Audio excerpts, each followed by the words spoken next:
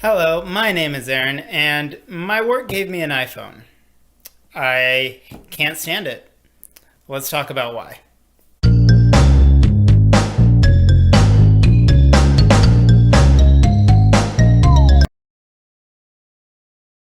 Alright, so this is going to be your very basic iPhone versus Android video. I know there's 5 million of them, but I thought why not throw my 2 cents onto the pile.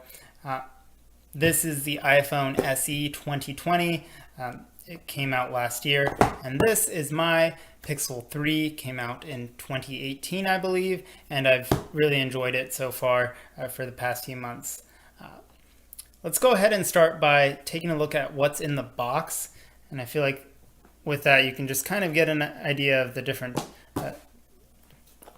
kind of design strategies that were taken with these two devices. You have the iPhone SE. This is, I don't know if it's graphite, space gray, or whatever they're calling the colors these days. You get this nice little, designed by Apple in California. How prestigious, as if we cared. It's made in China. Hello, iPhone. Oh, a free SIM tool, amazing. And a sticker! Wow, I'm so excited. Glad I got a sticker and a cable with nothing to plug it into. Great. So that's the iPhone. Let's take a look at the Pixel. You get the Pixel, of course, in this lovely not pink color. And, oh look, documentation, free SIM tool. Let's get started. Oh, a free sticker. Why are free stickers? Do they really think that's going to sell people? Anyway, important safety information. And make sure you read this before you use your phone, folks. Anyway, enough of that. You get headphones. That's actually a nice surprise. And they're USB-C. That's really cool. Let's see, what else have we got? Got USB-C to USB-C cables. That's great. And we've got a USB-C to headphone jack adapter. That's really nice.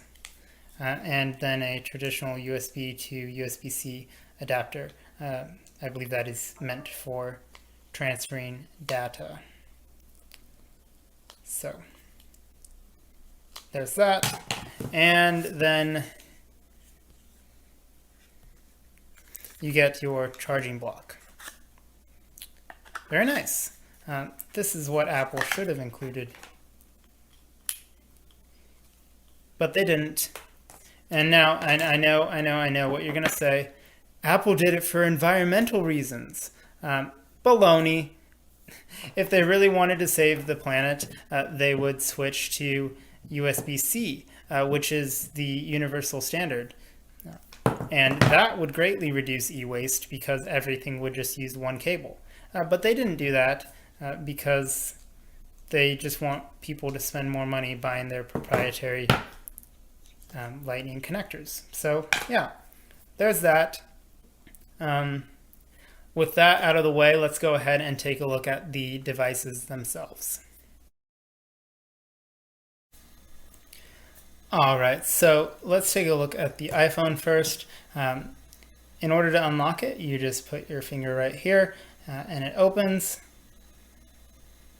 And yeah, it's your standard fingerprint unlock that's been around since the iPhone 4S. And honestly, I do not like the placement of it.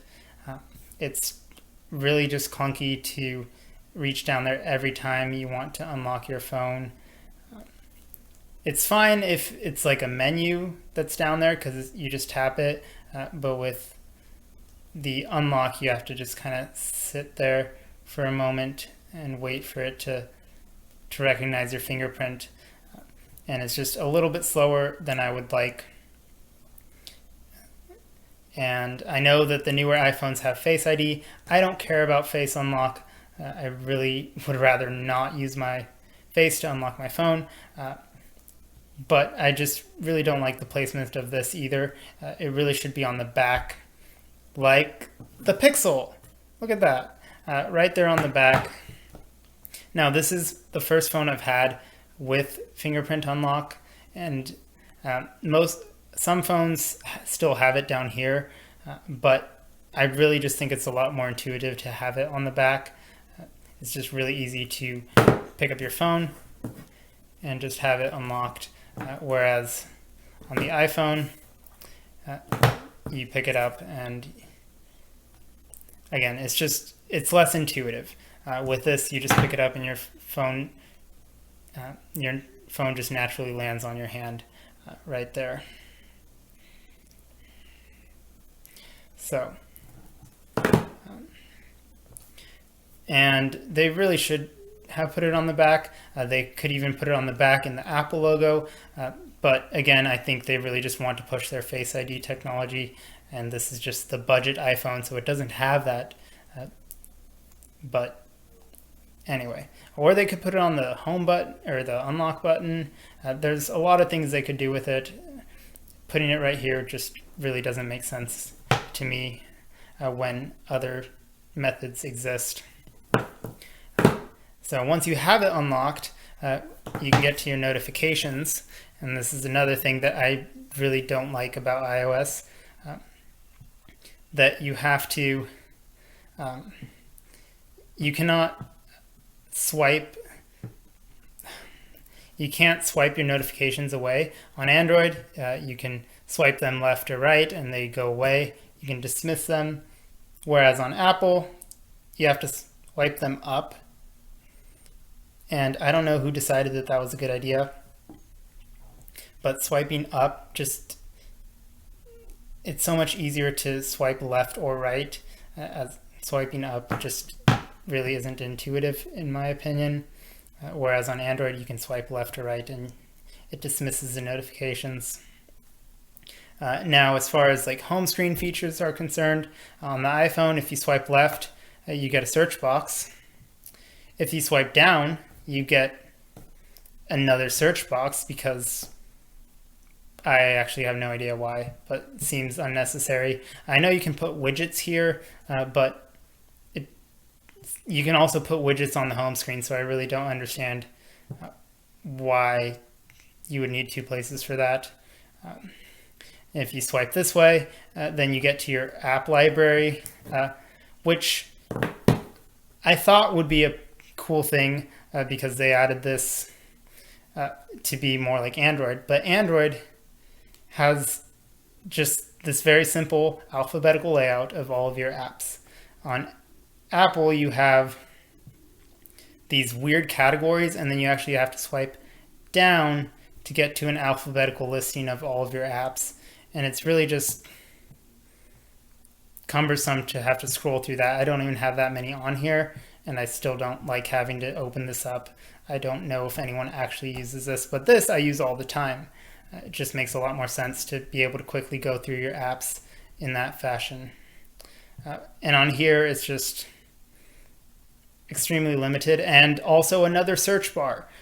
So you have 3 places to search for apps: 1, 2, and 3.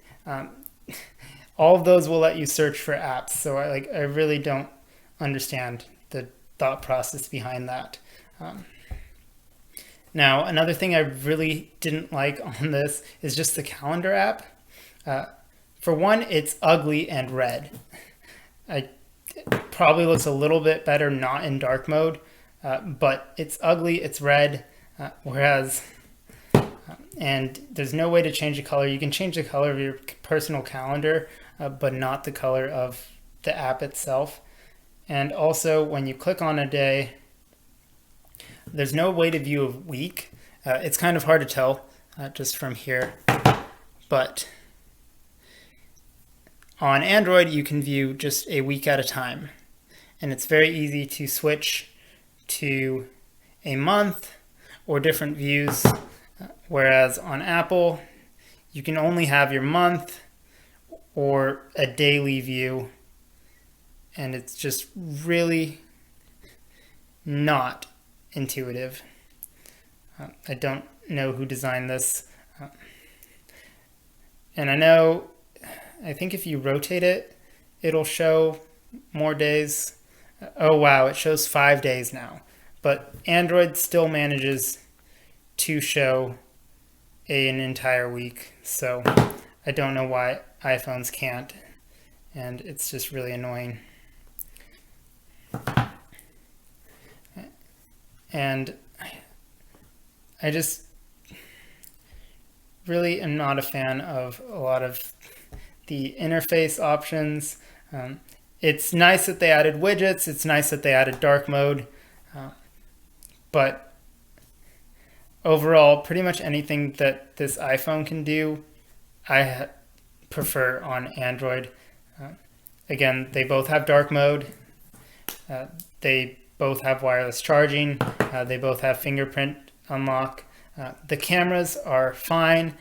I am not a professional photographer. I am not a professional photographer, nor am I pretending to be one.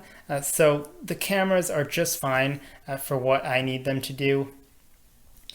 But really just the user interface is restrictive. And even though they've added things like widgets and they've added this app library and they've added a few things, they've added the ability to remove apps from your home screen. Even though they've added a few things to kind of bring them closer together, there just isn't a lot that I really care for. Oh, another thing that I just thought of actually, in the quick settings. So you can tap your Bluetooth on and off. But with Apple, it will only disable it until tomorrow. So I really don't understand who thought that was a good idea. Like, if I am tapping Bluetooth, if I am tapping Wi-Fi, I want to turn it off and on. Why would I want to just turn it off until tomorrow? That just sounds like something that's intentionally designed to drain battery just because it can. Whereas on Android here, if I tap Bluetooth, it's off. If I tap it back, it's on. On here, it just turns it off until tomorrow. Also in the settings, it keeps suggesting to turn on auto brightness to save battery. How does that make any sense? It just seems like a lot of design decisions were made for the purpose of just draining your battery and making it not last as long. But anyway, that's my take on iPhone versus Android, or iOS versus Android, or whatever you want to call them, Apple versus Google. They are becoming increasingly similar, which is something I am not a huge fan of. Thankfully on Android, you can download other launchers and other things to tailor your experience. That's something that's a lot more limited on iPhone. But really, I've just been using this for 2 weeks now, and I really cannot stand it. So there you go. There's another rant on why someone on the internet doesn't like Apple products, because we really needed another one. I'm kidding, mostly. But anyway, I hope you enjoyed the video, and I hope to see you again in another one. So you have a good one. Take care. Bye.